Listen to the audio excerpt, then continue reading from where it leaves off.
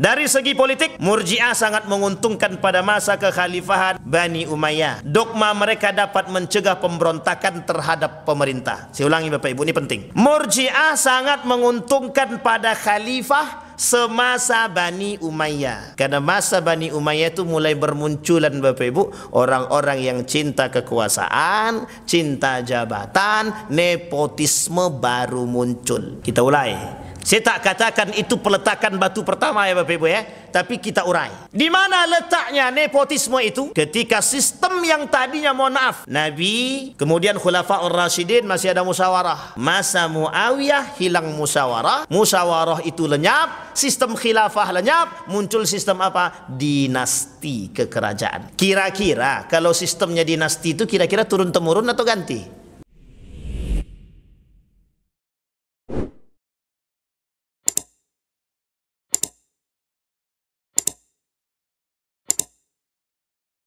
Baik Bapak Ibu sekalian yang berbahagia, di malam hari ini kita akan coba sedikit ngaji spesial.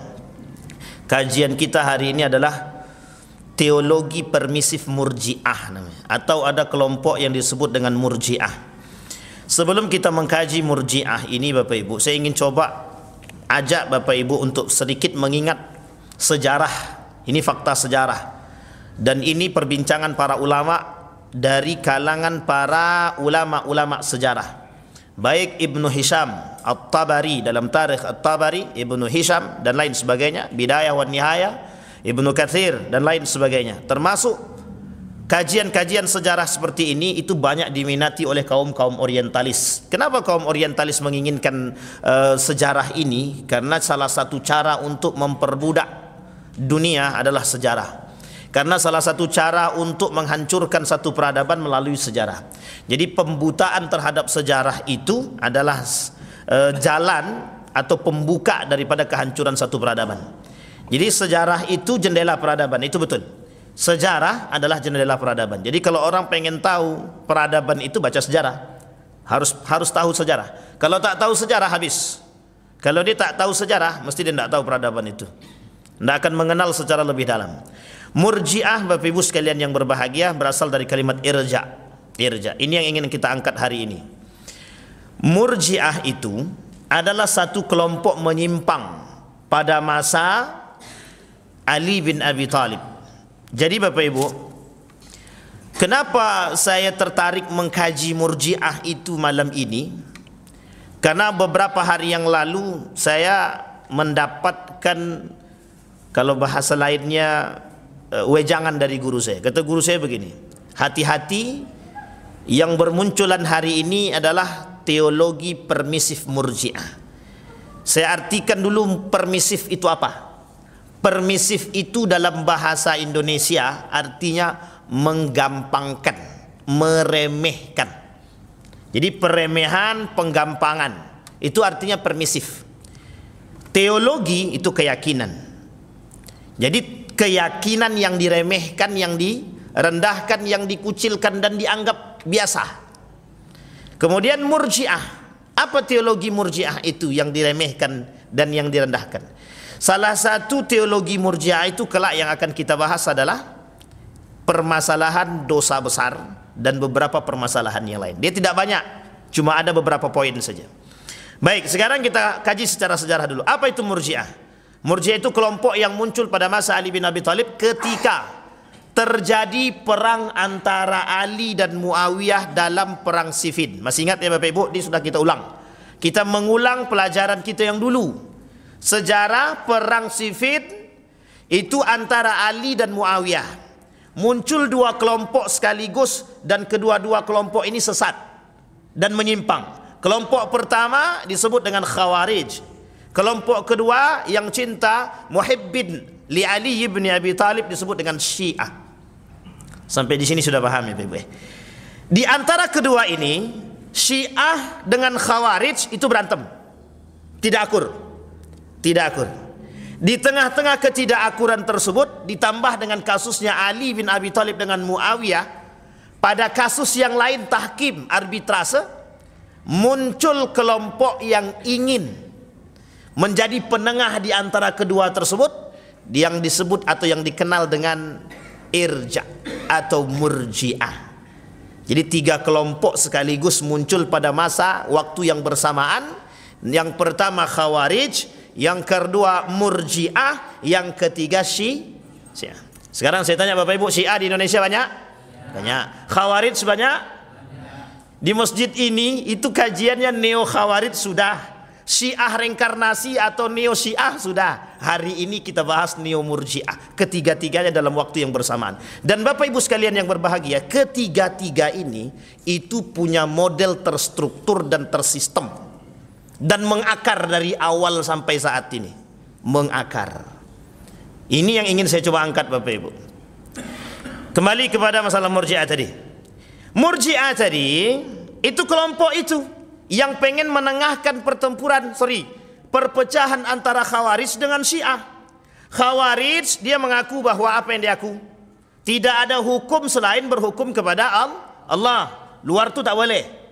Jadi yang berhukum selain daripada Allah salah, kafir.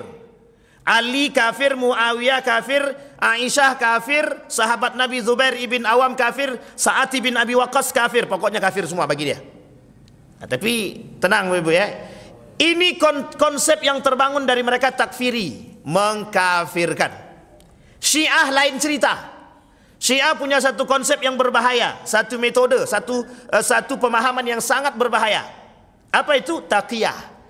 Pemahaman dia terhadap Imam 12, politik dia, pendidikan dia, nikah, mut'ah, fikih dan lain sebagainya, termasuk filsafat dia, itu semuanya bisa dia kemukakan di tengah masyarakat dengan bahasa yang lebih santuy dan lebih halus. Konsep ini disebut dengan taqiyah. Dia salah di belakang, di depan tak akan salah. Artinya apa? Dia banyak pembenaran. Taqiyah namanya. Tapi kalau Murji'ah tidak. Murji'ah itu mencari ketenangan, mencari aman. Apa yang mereka miliki? Yang mereka miliki adalah kembalilah kepada hati. Ingat kalimat ini. Kembalilah kepada hati. Berdosakah dia? Tidak berdosakah dia? Penghakiman itu dikembalikan kepada Allah. Jadi salah satu pemahaman Murji'ah itu adalah mau siapapun berzinah dia, mencuri dia, membunuh dia, melakukan dosa besar apapun itu, mereka tetap mukmin, tidak kafir. Mereka tetap mukmin. Sekalipun mereka mengingkari Al-Qur'an, tetap mereka mukmin. Oh, ini berat ini Bapak Ibu. Pemahaman Murji'ah ini. Ini belum masuk, baru pembukaan. Sampai di sini paham Bapak Ibu ya? Baik. Wa tarjuna minallahi ma la yarjud. Kata dia, mereka yang mereka butuhkan adalah sesuatu pengharapan daripada Allah, tidak ada yang lain. Iman kami, amal ibadah kami kembali kepada hati kami. Orang beriman itu tidak ada kaitannya dengan kemaksiatan. Orang beriman tidak ada kaitan dengan kemaksiatan. Orang beriman juga tidak ada kaitannya dengan kekufuran.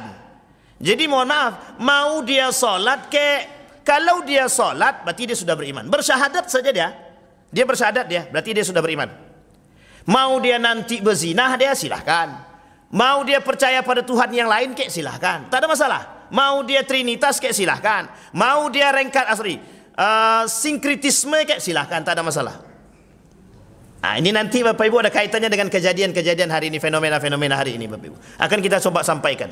Dan ini yang menjadi masal hari ini Bapak Ibu. Yang menjadi sesuatu yang sangat banyak kita temukan nanti. Baik, kita masuk Bapak Ibu. Saya minta tadi sama Bang Ilham itu pakai apa namanya itu? Infokus, tapi kabur kata Bang Ilhamnya. Kabur tuh entah kemana-mana. Saya cari pun tak dapat juga. Karena udah berdekatan, lupa saya.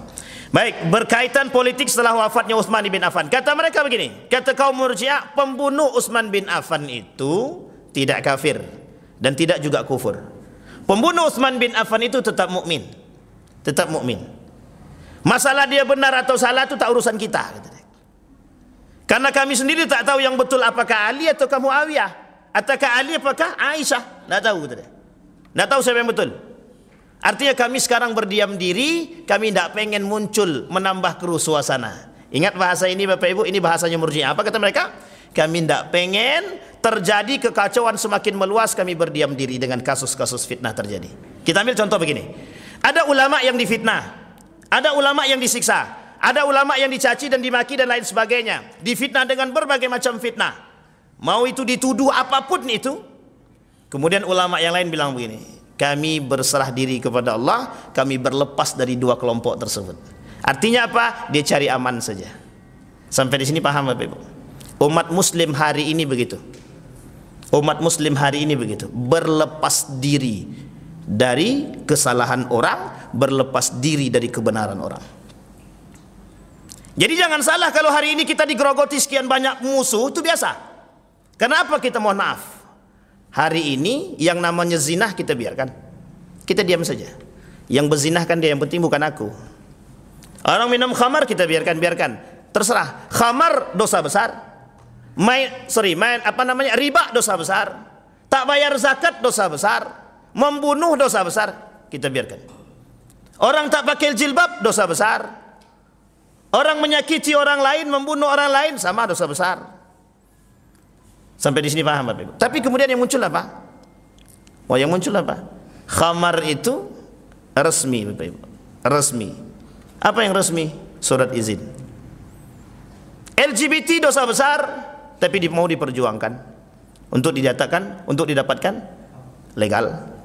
Kalau sempat legalitasnya ada, kita mau ngapain? Nggak bangsa ngapa-ngapain. Penyediaan alat kontrasepsi sudah dilegalkan. Bayangkan. Artinya apa? Mau dibuat. Pertanyaannya yang besar adalah, kemana para kaum mukminin, orang-orang beriman? Berdiam diri kah? Atau kita mohon maaf membiarkan?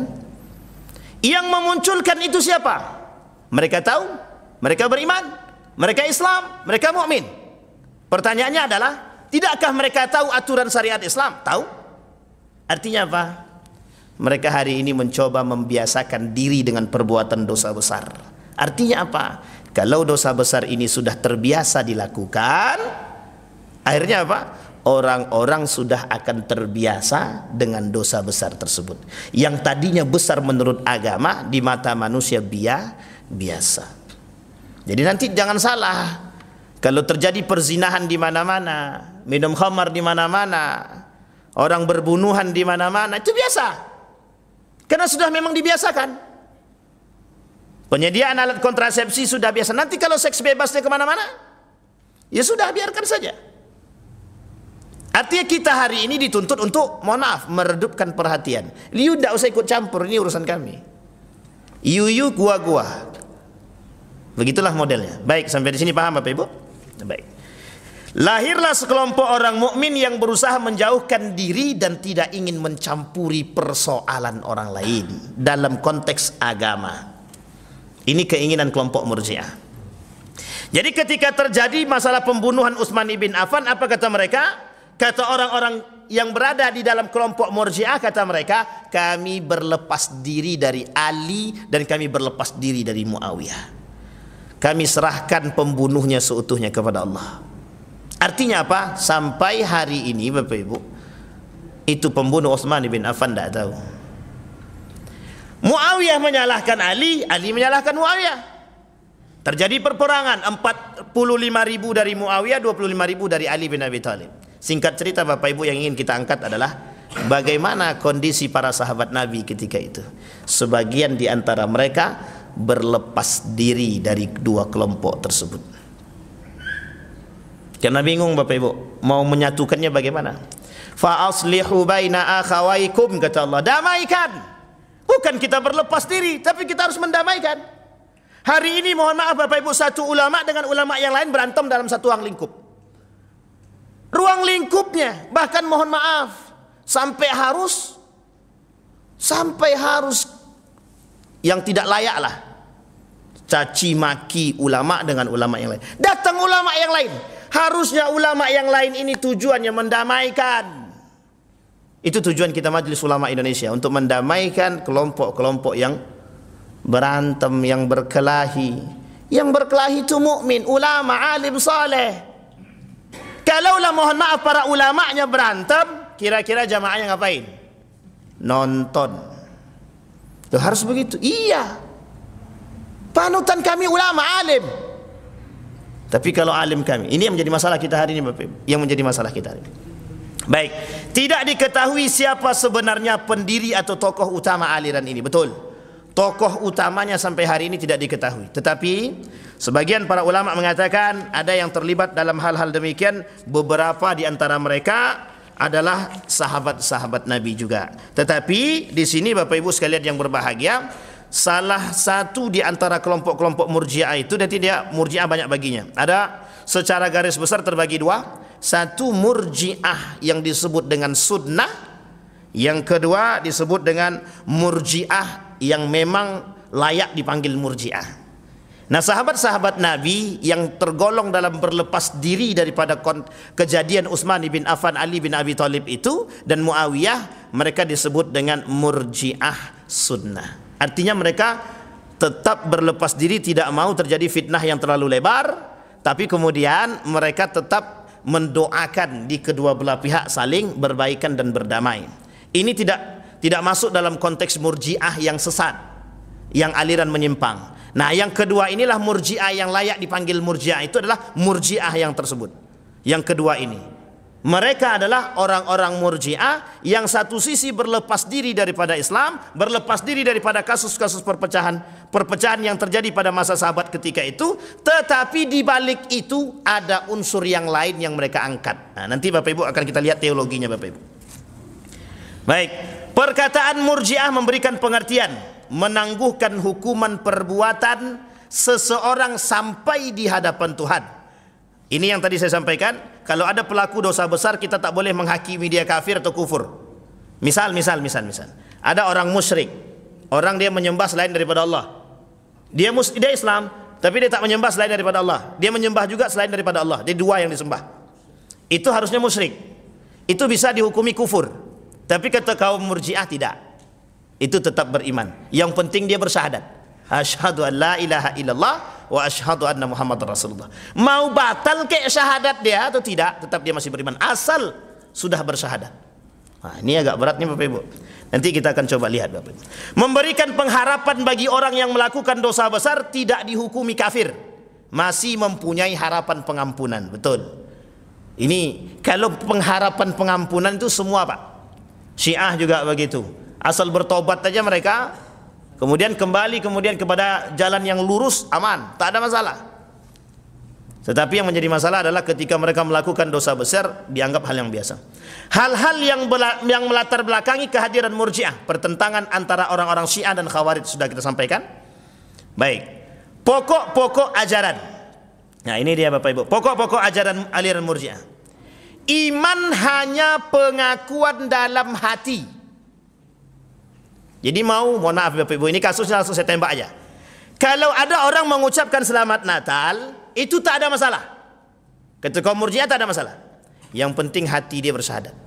Ini Bapak Ibu yang melatar belakangi kenapa mereka menolak fatwa Majelis Ulama Indonesia tentang pengharaman itu.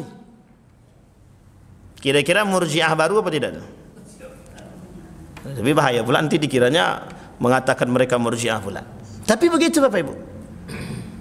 Alasannya cuma satu, yang penting hati kami. Hati kami tidak beriman kepada mereka, hati kami beriman kepada Allah, lisan kami saja. Ini bahaya Pak Ibu. Bahaya, sangat berbahaya. Kemarin kita sudah berbahaya dengan Khawarij. Kita kemudian sudah berbahaya dengan Syiah. Berbahaya dengan kaum munafik, semua itu munafik juga itu. Tapi sekarang muncul namanya Murji'ah. Sama Pak, sama-sama berbahayanya. Ketiga kelompok ini itu mengakar, pola pikir mereka mengakar, gaya berpikir mereka mengakar dan merusak, sangat merusak. Kata guru saya, pertanyaannya begini, kemana mereka, akal mereka, iman mereka yang berani mengatakan bahwa pelarangan jilbab bagi orang-orang, kata dia. Mereka sudah menjadikan orang-orang dengan bahasa mereka itu meminta orang-orang mengamini apa yang mereka buat. Ingin apa? Ingin tampak bagus, ingin tampak benar, ingin tampak menjadi seorang pahlawan, nasionalis, tapi ternyata menghancurkan nilai-nilai agama. Oh, sudah minta maaf, betul, tak ada masalah, permaafannya diterima. Masalahnya adalah setelah itu Bapak Ibu, pola pikir masyarakat sudah dirusak dengan gaya berfikir mereka. Ketika orang menganggap jilbab hal biasa, mohon maaf Bapak Ibu, orang nanti sudah akan mulai terbiasa tidak berjilbab kembali. Hari ini orang sudah berjilbab mulai. Malu orang keluar rumah tanpa jilbab hari ini. Tapi ketika muncul hal demikian, apa yang terjadi? Kenapa mereka melarang jilbab? Apa masalahnya? Tidakkah ada orang-orang di situ yang mengerti tentang agama? Mereka semua mengerti agama, Bapak Ibu. Baik, Bapak Ibu. Hukum segala perbuatan manusia ditangguhkan sampai hari akhir kelak. Orang-orang yang berbuat dosa besar tidak dihukumi kafir, tapi masih mukmin selama ia mengakui dua kalimat syahadat. Baik, konsekuensi ajaran tersebut melahirkan pendapat-pendapat. Satu, keimanan merupakan pokok ajaran, sedangkan amal suatu hal yang nomor dua. Jadi amal ibadah itu nomor dua. Yang penting dulu apa? Iman. Jadi setelah itu terserah. Yang penting iman dalam hati. Setelah itu Bapak Ibu mohon maaf, mereka mengatakan nak buat maksiat buatlah, nak berzina berzinalah, pokoknya tak ada masalah. Bagi mereka tidak ada masalah. Pokoknya nanti hukumnya ditangguhkan di hari kiamat. Biarlah Allah yang menghakimi. Sama Pak. Nanti kalau ada pencuri di rumah kita, biarkan sajalah Allah yang menghakimi dia. Sampai di sini paham ya Bapak Ibu? Ini berat ini Bapak Ibu. Ini kaitannya, mohon maaf, ini kaitannya dengan cuci otak nih Bapak Ibu. Ini kaitannya dengan cuci otak. Nanti kita sampaikan. Memberi ruang lingkup yang lebih luas pada umat Islam, ajaran ini mengaburkan identitas keimanan seseorang. Padahal agama merupakan misi untuk membina kepribadian seseorang. Jelas Bapak Ibu? Jelas. Orang yang berbuat dosa besar masih tetap mempunyai harapan memperoleh rahmat. Ia masih mukmin dan tidak kafir. Dia masih mukmin dan tidak kafir. Hal ini berarti suatu sikap yang lunak terhadap para maksiat dan akan berakibat berkembangnya masyarakat serba bebas dari ikatan nilai dan norma. Artinya hari ini Bapak Ibu, yang mengikat itu bukan nilai agama, tapi yang mengikat itu undang-undang. Sampai sini paham Bapak Ibu? Menurut Harun Nasution, menunda hukuman atas Ali, Muawiyah, Amr bin As dan Abu Musa al-Ash'ari yang terlibat dalam tahkim dan menyerahkan kepada Allah di hari kiamat, kelompok Murji'ah. Menyerahkan keputusan kepada Allah atas orang muslim yang berdosa besar, meletakkan pentingnya iman daripada amal. Jadi amal soleh itu tak baik, penting iman saja, pasti masuk surga kata dia. Orang yang mati tanpa beramal soleh tetap masuk surga bagi Murji'ah. Memberikan pengharapan kepada muslim yang berdosa besar untuk memperoleh ampunan Allah. Metode berfikir dalam aliran Murji'ah, sikap netral, paham netral, yakni memilih bersikap diam dan menahan diri agar tidak mencampuri fitnah yang menimbulkan kehancuran umat Islam. Mereka menyerahkan persoalan itu seutuhnya kepada Allah, menunda masalah siksaan seseorang di tangan Tuhan. Yakni jika Tuhan mau memaafkan, alhamdulillah. Kalau Tuhan tidak memaafkan, ya sudah. Sampai di sini paham ya? Dia akan langsung masuk surga. Jika sebaliknya, maka akan disiksa sesuai dengan dosanya. Nah, ini Bapak Ibu, tokoh-tokoh aliran dalam Murji'ah. Pemimpin utama mazhab Murji'ah ialah Hasan bin Bilal Al-Muzni, meskipun masih dalam perdebatan para ulama. Abu Salat As-Samman dan Dirar ibn Umar. Pada masa Bani Umayyah telah muncul sebuah syair yang terkenal tentang i'tikad dan keyakinan Murji'ah yang diubah oleh Tsabitul Qatnah. Dari segi politik, Murji'ah sangat menguntungkan pada masa kekhalifahan Bani Umayyah. Dogma mereka dapat mencegah pemberontakan terhadap pemerintah. Saya ulangi Bapak Ibu, ini penting. Murji'ah sangat menguntungkan pada khalifah semasa Bani Umayyah. Karena masa Bani Umayyah itu mulai bermunculan Bapak Ibu orang-orang yang cinta kekuasaan, cinta jabatan, nepotisme baru muncul. Kita urai. Saya tak katakan itu peletakan batu pertama ya Bapak Ibu ya, tapi kita urai. Di mana letaknya nepotisme itu? Ketika sistem yang tadinya mohon maaf, Nabi, kemudian Khulafaur Rasyidin masih ada musyawarah. Masa Muawiyah hilang musyawarah, musyawarah itu lenyap, sistem khilafah lenyap, muncul sistem apa? Dinasti kekerajaan. Kira-kira kalau sistemnya dinasti itu kira-kira turun temurun atau ganti? Turun temurun. Akhirnya siapa yang melakukan demikian? Muawiyah. Yang kemudian mohon maaf, mereka mengingkari janji yang harusnya ketika Hasan meninggal, kemudian masa jabatan Muawiyah selesai, harus dikembalikan kepada Dewan Syura atau dalam konteks musyawarah. Tapi kemudian apa yang dilakukan oleh Muawiyah bin Abi Sufyan? Dia angkat anaknya Yazid bin Muawiyah untuk jadi pemimpin. Dinasti ini itu bermula melakukan sistem kerajaan. Sampai di sini paham Bapak Ibu? Baik. Kenapa kok menguntungkan? Ya sangat menguntungkan. Kaum Murji'ah ketika itu, mohon maaf, mereka masuk ke dalam kelompok-kelompok tersebut, pemerintahan. Hari ini begitu Bapak Ibu. Hari ini begitu. Orang-orang yang mohon maaf acuh dengan agama, tapi mereka mencari keuntungan dari agama. Mereka jual agama sebagai mohon maaf tameng diri mereka. Ketika mereka masuk ke dalam aturan pemerintahan, bisakah gigi mereka berbicara? Tak. Pertanyaannya adalah, bisakah mereka mengharamkan khamar? Bisakah mereka mengharamkan riba? Bisakah mereka mengharamkan nikah beda agama? Bisakah mereka mengharamkan child free? Bisakah mereka mengharamkan pelarangan jilbab? Bisakah mereka mengharamkan perzinahan? Bisakah mereka mengatakan orang-orang yang tidak membayar zakat bisa keluar iman, batal syahadat? Tidak bisa Pak.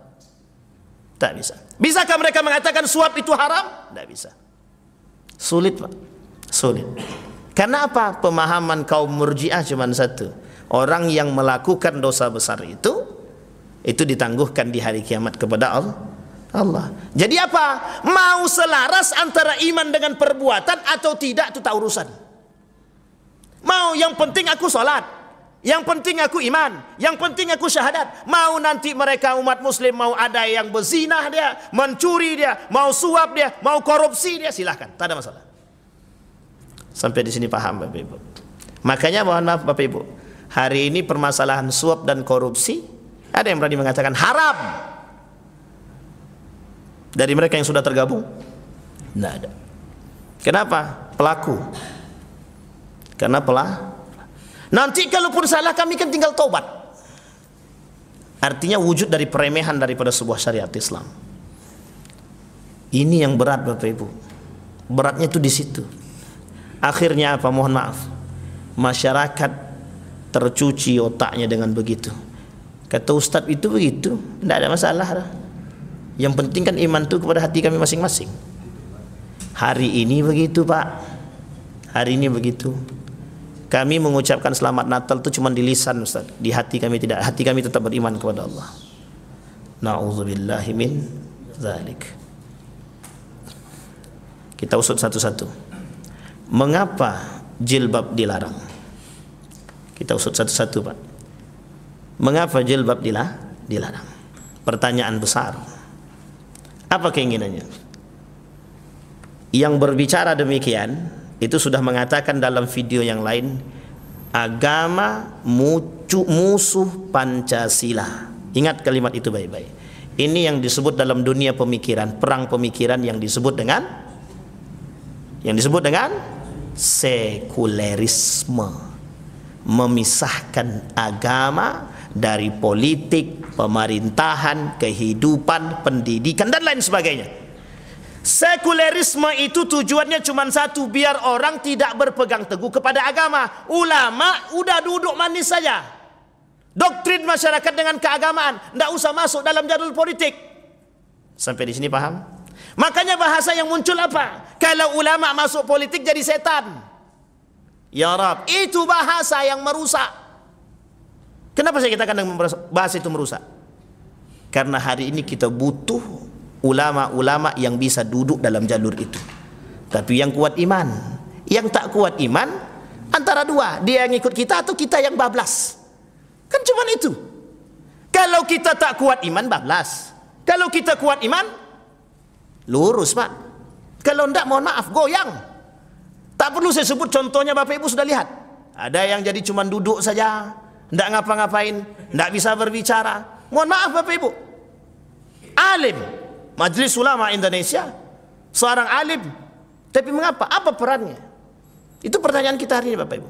Tetapi kalau ulama tidak masuk ke dalam jalur politik, mohon maaf, makin hancur. Jadi cara kita melawan masuk. Makanya hari ini mohon maaf Bapak Ibu, kalau ulama berbicara politik dicurigai. Jangan curigai, kami punya hak untuk menyampaikan norma-norma yang terkandung dalam agama, dalam jalur politik. Wajib kami sampaikan. Orang berpolitik silahkan, tapi punya nilai. Orang beragama silahkan, tapi ada aturan nilai. Orang berpendidikan silahkan, tapi ada aturan nilai. Politik yang benar, menjadi pemimpin yang benar, menjadi sekretaris yang benar, menjadi bendahara yang benar, menjadi kesra juga yang harus yang benar. Apapun itu, tak ada salah, tak. Islam tak pernah melarang. Siapapun mau jadi apapun silakan. Yang diinginkan oleh Islam cuma satu, bagaimana nilai-nilai agama kalian pakai dalam kehidupan. Itu yang diinginkan oleh Islam. Yang terjadi hari ini begitu. Kenapa tak berbicara? Diam. Kita mendesak daripada Majelis Ulama Indonesia. Kita mendesak agar apa? Perhatikan betul. Perhatikan betul. Kemarin kebetulan Majelis Ulama Indonesia Pusat berkomentar tentang hal demikian. Kalau mereka tetap disuruh untuk lepas jilbab, pulang, kan begitu? Itu artinya apa? Mohon maaf Bapak Ibu, itu komitmen yang tertampung dalam seorang muslim. Itu wajib berkomitmen kepada Allah, wajib. Apa komitmen kita? Kita ni Bapak Ibu mukallaf, dibebani dengan syariat. Kita ni Islam, mau kita bersyahadat berarti kita masuk ke dalam Islam. Kalau sudah kita bersyahadat, sudah masuk dalam Islam, mau tidak mau aturan itu terbebani kepada kita, kecuali tak punya akal. Kalau kita tak mau terbebani, jangan masuk Islam, keluar. Kan tak mungkin pula kita suruh dia keluar. Sampai di sini paham Bapak Ibu? Begitu Bapak Ibu. Aturan mainnya begitu. Kita masuk ke dalam, mohon maaf, kita jadi PNS saja, kita harus siap dengan aturan. Apalagi masuk agama. Lu kita kok tak siap dengan aturan agama tu gimana? Agama kata jilbab ini syariat. Agama kata bermain dengan riba itu haram. Tapi mohon maaf, kita tak mau bermain. Kita tak mau tahu. Riba jalan terus. Tidak pakai jilbab, celana pendek. Sampai di sini paham Bapak Ibu? Baik. Perpecahan dan perbedaan pendapat. Murji'ah yang moderat antara lain Hasan ibn Muhammad ibn Ali ibn Abi Talib. Antara lain berpendapat walau bagaimanapun besar dosanya, kemungkinan pengampunan Tuhan masih ada, betul. Sekalipun orang-orang itu melakukan dosa besar Bapak Ibu, tetap kalau dia bertobat kepada Allah, mesti Allah ampunkan. Ini yang disebut dengan murji'ah sunnah tadi. Dan yang ekstrim antara lain adalah berpendapat sekalipun orang menyatakan dirinya musyrik, maka ia tidak dihukumi kafir. Nah, ini yang paling berbahaya. Yang paling berbahaya begitu. Ada orang yang mengingkari sunnah Nabi, ada orang yang mengingkari syariat Islam. Pertanyaannya adalah apa hukumnya bagi mereka yang mengingkari? Harusnya kufur. Harusnya kufur. Orang yang mengingkari ayat Al-Quran hukumnya apa? Kufur. Kita pernah katakan di masjid ini Bapak Ibu, cerita di dalam Al-Quran itu benar apa salah? Kalau begitu kan aman semua, pasti jawabannya benar. Tapi kira-kira kalau jawabannya cerita di dalam Al-Quran itu bukan masalah benar atau salahnya, yang penting bagaimana mengambil hikmahnya. Betul apa salah? Ragu balik kan? Cerita di dalam Al-Quran bukan permasalahan betul atau salahnya, tapi bagaimana cara kita memetik hikmahnya. Betul apa salah? Salah Pak. Kalau begitu mesti ragu orang. Tapi kalau kita katakan benar atau salah cerita dalam Al-Quran, mesti jawabannya semuanya betul. Bahasa yang dipakai oleh mereka adalah yang nomor dua. Bukan permasalahan benar cerita di dalam Al-Quran, tapi bagaimana cara kita mengambil hikmah di dalam Al-Quran. Itu bahasa sesat. Tapi bahasanya halus. Begitu cara mereka untuk mengingkari ayat-ayat Al-Quran. Kalau mereka katakan cerita dalam Al-Quran salah, frontal betul mereka menolak Al-Quran. Tapi kalau bahasa yang dengan yang tadi, halus apa tak halus? Kita pun tertipu. Iya juga ya gitu. Maling kundang, ada enggak peninggalannya? Bapak Ibu, ada enggak peninggalan maling kundang? Tangkuban perahu, ada tak peninggalannya? Dongeng itu saja bisa mereka percaya. Itu dongeng. Pertanyaannya adalah, Nabi Adam ada enggak peninggalannya? Ada Pak, di Jeddah itu sepeda besar. Itu bukan, itu replika. Ada Pak, ada apa namanya itu, panci besar, kata dia. Sebesar itulah umat zaman dulu. Itu replika. Tidak ada peninggalannya. Tapi bagaimana? Berarti kita kan tidak bisa percaya dong dengan cerita mereka. Ya Rab, rusak kita Pak. Cerita di dalam Al-Quran tentang para anbiya itu tidak bisa kita cari dengan akal Pak. Tidak semuanya bisa kita terima dengan akal. Karena kita tak sampai menempuh pada masa Adam, pada masa Ibrahim dan lain sebagainya ke atas itu. Itu sulit untuk kita. Nabi Syed, apa kita tahu? Tahu pun tidak. Cerita Nabi Syed aja kita tak tahu kadang-kadang. Dan saya yakin tidak semua kita tahu tentang cerita Nabi Syed. Artinya apa Bapak Ibu sekalian yang berbahagia? Cara mereka merusak pola pikir kita begitu Bapak Ibu. Hari ini kita dibuat begitu, dibuat linglung. Maka muncul kelompok ketika itu yang disebut dengan syakak namanya. Syakak. Artinya apa? Kelompok yang ragu-ragu dengan nilai agama. Nah, coba bayangkan. Yang diinginkan oleh mereka itu. Kelompok Yahudi pengennya kita ini ragu dengan agama Islam. Kelompok Nasrani, mohon maaf, yang misionaris pengennya kita itu ragu dengan agama Islam, balik ke agama dia. Kurang juga Pak. Tapi pertanyaannya adalah, masih juga kita berantem juga lagi. Ulamanya berantem, sudah masyarakatnya dalam keadaan genting. Ulamanya masih bisa berantem dia sama dia. Na'udzubillahi min dzalik ya Rab. Terakhir Bapak Ibu, terakhir poin, powerpointnya maksud saya. Yang lainnya belum selesai, ini baru powerpointnya. Maka Bapak Ibu, kata Syarastani membagi kelompok Murji'ah itu kepada 4. Yang pertama ada yang disebut dengan Murji'ah Khawarij. Yang kedua Murji'ah Qadariyah. Yang ketiga Murji'ah Jabariyah. Yang kemudian yang keempat Murji'ah Sunni gitu. Artinya yang sunnah tadi. 3 di atasnya Bapak Ibu dianggap sesat oleh para ulama, dianggap menyimpang. Yang terakhir yang Sunni itu tidak dianggap menyimpang. Khawarij kita tahu Bapak Ibu bagaimana yang diambil dari Khawarij itu bukan apanya, bukan cara ibadahnya, tapi yang diambil dari Khawarij gaya berfikirnya. Artinya apa? Kafir. Saking ekstrimnya begitu. Saking ekstrimnya begitu. Khawarij itu ada satu kelompok lagi selain daripada 3 yang Murji'ah, kemudian Khawarij dan Syiah, satu kelompok lagi namanya Mu'tazilah. Kalau ada waktu lain waktu kita coba kaji juga. Karena Mu'tazilah itu juga lebih tidak juga sama-sama berbahaya juga daripada Murji'ah. Jadi 4 golongan itu Bapak Ibu, 4 kelompok tersebut memang harus kita wanti-wanti. Yang hari ini nampak cuman Syiah dan Khawarij, atau bahasa lainnya Neo Khawarij. Neo Khawarij itu orang-orang yang suka mentakfirkan orang lain. Dan itu mohon maaf Bapak Ibu, biayanya besar, dananya besar. Syiah juga sama, dananya besar. Mereka punya dana. Masalahnya Murji'ah yang tak punya dana. Murji'ah ini nggak punya dana, maka salah satu caranya adalah cari dana. Bagaimana cara cari dananya? Gabung, kaburkan agama, kaburkan nilai-nilai agama, dari situ baru dapat duit. Sampai di sini paham Bapak Ibu? Baik. Dipilihlah ketika kampanye, cari ustadz. Mana ustadznya? Nah, nanti pas ditanya masalah suap halal apa haram, jawabannya langsung diplomasi. Nah, itu namanya sama Pak, mohon maaf sama. Kalau ada ustadz yang begitu, nah, itu perlu diwanti-wanti itu. Tolong disampaikan sama beliau, nasihati. Artinya iya Bapak Ibu. Artinya apa yang mereka perjualbelikan apa? Agama. Mereka bersembunyi di balik tameng agama. Sampai di sini paham Bapak Ibu? Nah, sekarang kita kuliti Bapak Ibu. Yang pertama Bapak Ibu, permasalahan jilbab yang lagi hangat. Apa tujuan mereka melarang jilbab? Tujuannya satu Bapak Ibu, ingin melihat bagaimana respon orang-orang yang muslim. Itu yang pertama. Yang harus Bapak Ibu ingat adalah itu permainan. Untuk apa? Untuk melihat respon.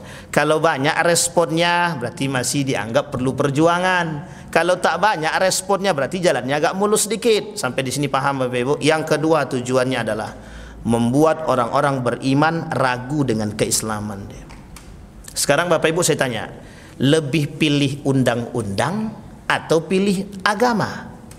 Kalau pertanyaannya seperti ini Bapak Ibu, itu dituduh membenturkan antara agama dengan undang-undang. Betul apa salah?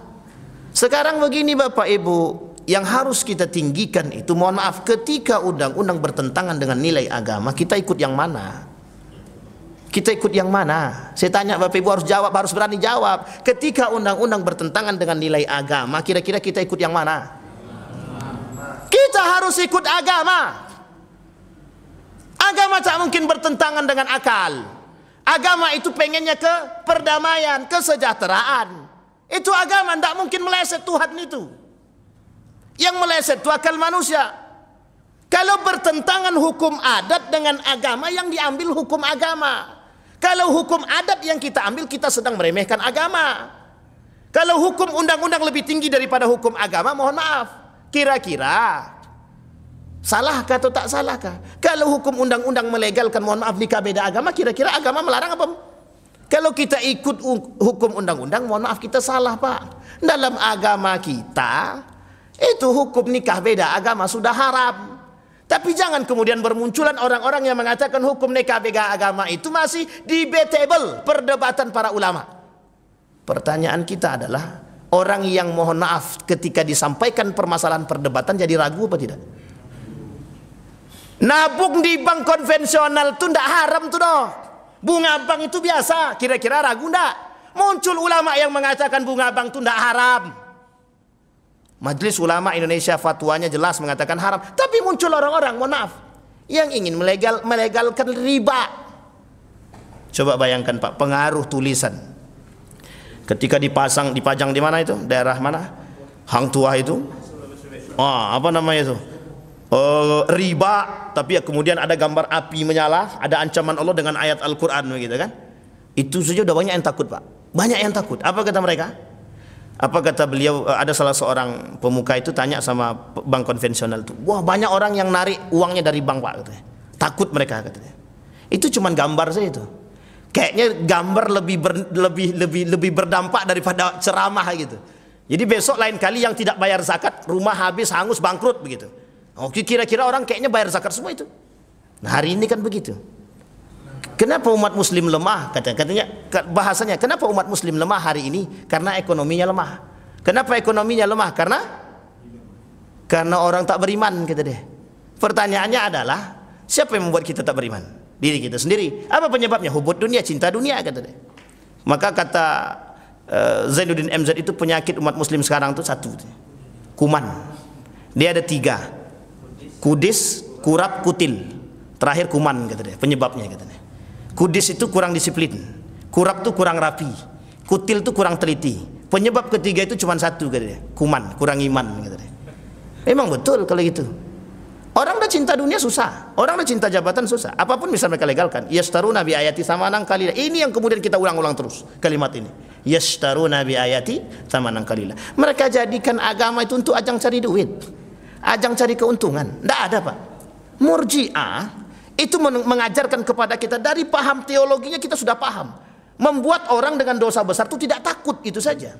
Hari ini orang nggak takut dosa besar Pak. Mau berzina gimana pun orang nggak takut. Mau membunuh orang nggak takut orang hari ini. Bayangkan, buktikan saking tidak takutnya mereka, mohon maaf, saking tidak takutnya mereka dengan azab Allah, mereka larang pakai jilbab. Itu takut apa tidak? Nggak takut dia dengan Allah. Kalau dengan Allah saja dia tak takut, apalagi dengan, tapi dengan penguasa takut. Jelas, daripada dicopot. Coba bayangkan, dia takut dengan penguasa karena penguasa memberikan jabatan. Allah tak kasih apa-apa, padahal dia tak tahu. Kalau bukan karena Allah pun tak dapat. Itu yang masalah kita hari ini Pak. Orang berzina biarkan, prostitusi online. Bapak Ibu mohon maaf saya sampaikan, internet permasalahan video porno itu sudah dikaburkan, sudah diblokir. Itu yang diblokir itu yang tidak ditonton. Yang ditonton, cobalah. Mereka blokir tapi mereka kasih kunci untuk buka. Itu kata guru, ini kawan saya Pak, mohon maaf, ada salah satu mahasiswa UGM itu yang mengambil jurusan teknik itu, teknik informatika kalau saya tak salah itu. Beliau sampaikan, memang diblokir kata dia. Tapi yang tidak diblokir dibagi kunci kata dia. Atau diblokir tapi dikasih kunci. Artinya apa? Bisa buka itu. Artinya masih bisa diakses. Coba bayangkan Bapak Ibu. Prostitusi doli ditutup, di semua tempat ditutup. Yang dibuka apa? Online. Masa tidak bisa menutup itu? Prostitusi online di mana-mana ada. Nah, coba bayangkan Bapak Ibu. Maka yang terkenal itu memang ayam kampus gitu ya kan. Cari ayam kampus. Sampai di sini paham Bapak Ibu. Orang tak takut lagi dengan zina. Tapi begitukah? Ya, kata Nabi, begitu di akhir zaman orang-orang sudah mulai, orang-orang akan menampakkan perzinahan itu di depan umum. Orang tidak ragu lagi. Ciuman depan umum itu biasa. Ciuman, pelukan gitu. Memang tidak berhubungan badan, tapi lebih daripada itu yang lain mereka buat. Di dunia Eropa sudah biasa hal begitu. Nah, itu yang mau mereka bawa ke sini. Jadi yang di Eropa itu mau dibawa ke sini biar tahu orang kebebasan berpikir itu. Biar orang tahu kebebasan dalam bergerak itu. Jadi akhirnya apa? Mereka bebas melakukan hal-hal yang mereka, mohon maaf, keluar daripada jalur syariat Islam. Itu yang pertama. Yang kedua Bapak Ibu, ketersediaan alat kontrasepsi, SKPP. Mohon maaf Bapak Ibu, kita ingin mengatakan kepada kita semua, tolong Bapak Ibu perhatikan baik-baik, baca betul-betul. Ini menjadi masalah bagi kita hari ini Bapak Ibu. Apa masalahnya? Sedang yang tidak di SK-kan saja, orang jual beli alat kontrasepsi bebas. Mohon maaf Bapak Ibu, datang ke Indomaret dan Alfamart, ada anak jualan, terlalu frugal pula kalau seperti itu, tak apalah, alat kontrasepsi kan gitu. Dijual nggak tuh? Bukan dijual lagi, dipejeng. Suatu ketika, mohon maaf Bapak Ibu, saya pergi dengan anak-anak, itu masih ingat betul, saya masuk dalam itu, kemudian ada anak-anak ikut dari belakang, tapi bukan anak-anak saya, orang-orang lain masuk. Apa dia kata sama bapak ibunya? Bu, saya mau beli permen itu, kata dia. Astagfirullah, saya diam saja, malu nak jawab. Tapi kemudian orang tuanya paham, itu bukan permen nak, kata dia, cuma tak dilanjutkan, jangan lagi cari yang permen yang lain aja, kata bapak ibu. Coba bayangkan bapak ibu, itu ya Allah ya Rabbi. Saya sudah katakan bapak ibu, ini tolong kalau memang abang takut dipotong bang, ini jujur aja, saya merasakan itu bapak ibu. Ketika kami di Yogyakarta, itu sudah ada promosi kondom itu bapak ibu, sudah ada di kampus-kampus, itu sudah ada, mereka sudah ada, itu sudah lakukan itu, apa bahasanya kalau turun ke kampus-kampus itu apa namanya, sosialisasi. Sudah mereka lakukan sosialisasi. Sex education itu, edukasi pendidikan seks itu mau mereka buat itu sudah lama, baru sekarang saja bermunculan. Itu sudah dari tahun 2015, 16, 17. Banyak yang protes. Dan pendidikan seks itu mau mereka buat di kelas berapa? SMP, SMA. Bapak Ibu boleh cek anak-anak kedokteran. Coba tanya baik-baik. Bagaimana beratnya menahan hawa nafsu itu ketika, mohon maaf, pelajarannya tentang reproduksi. Berat Bapak Ibu. Kalau tak kuat iman goyang. Pulang dari situ dicarinya, dibuatnya Bapak Ibu. Na'udzubillahi min dzalik. Hati-hati Bapak Ibu. Sekarang tambah, mohon maaf, diberikan kebebasan melalui jalur itu. Artinya apa? Dulu gagal. Dulu mau dibuat satu aturan, apa namanya, dalam, kalau saya tak salah, dalam peraturan pendidikan itu, yang disebut dengan zina itu kalau mereka berhubungan badan tidak suka sama suka. Kalau suka sama suka itu tak zina, kata dia.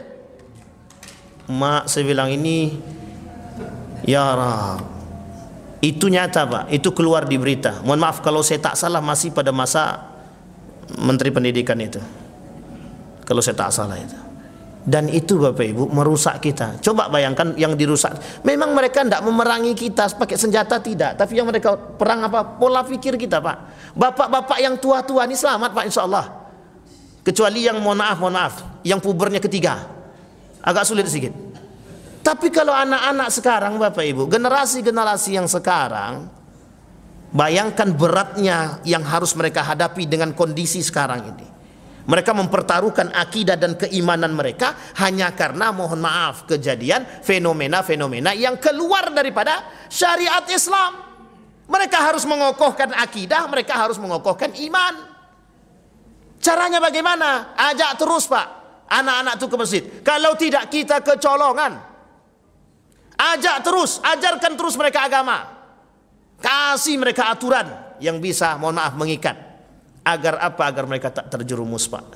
dalam pergaulan yang salah. Kata guru saya, dengan bermunculannya hal demikian, kata dia, artinya itu merusak moral dan membebaskan seks. Dalam bahasa lain akan bermunculan seks bebas. Yang sekarang saja tidak bebas, kita sulit memantau, Pak. Saya pernah keluar subuh di bulan Ramadan tuh, Pak, mau kajian kalau saya tak salah di Masjid Nurul Yakin itu. Keluar dari rumah habis makan sahur kan mau ke masjid tuh. Itu laki-laki perempuan boncengan, saya yakin belum nikah itu. Itu boncengan, mohon maaf, itu seperti apa itu? Seperti yang sudah menikah. Ya Allah ya Rabbi, nak ditegur takut, tak ditegur takut juga. Akhirnya kita tegur, Pak. Kita tegur dengan baik-baik. Ketika sudah dekat dengan masjid baru kita tegur. Saya bilang, tak selayaknya kalian begitu, baik-baik sajalah. Jawabannya awalnya mengeras. Apa kata dia? Ini kan urusan kami, Pak, kata dia. Anak muda berbicara dengan yang lebih tua begitu. Ini kan urusan kami, kata dia, bukan urusan bapak. Memang lembut sih, tapi sebenarnya gemetar juga badan dibuatnya. Paham maksud saya, Bapak Ibu ya? Artinya begitu, Bapak Ibu. Saya berharap kepada kita semua, Bapak Ibu, memperhatikan hal demikian. Murji'ah itu meremehkan dosa besar, menangguhkan para pelakunya kepada Allah. Mohon maaf Bapak Ibu, secara tersirat, secara makna mungkin dianggap orang benar, tapi itu salah, Bapak Ibu, salah. Dosa besar itu bisa dihakimi kafir ataupun kufur pelakunya. Orang yang melakukan dosa besar, kata Imam Al-Baihaqi, bisa terjerumus dalam kekufuran, terutama permasalahan syirik, terutama masalah menduakan Tuhan, terutama masalah dengan orang-orang yang, mohon maaf, tidak mengakui keberadaan Allah. Mereka tak percaya dengan rukun iman, mereka tak percaya dengan rukun Islam, tapi mereka bersyahadat. Na'udzubillahi min dzalik. Saya kira itu saja Bapak Ibu, mudah-mudahan ada manfaatnya bagi kita semua. Mudah-mudahan dengan apa yang kita sampaikan ini kita bisa semakin cerah dan terang. Nanti kalau ada fenomena-fenomena yang lain, tidak usah kaget. Dan itu sudah menjadi sebuah proyek. Sampai di sini paham Bapak Ibu? Saya kira itu saja, mudah-mudahan bermanfaat bagi kita semua. Fa'tabiru ya ulil absar la'allakum tuflihun. Assalamualaikum warahmatullahi wabarakatuh.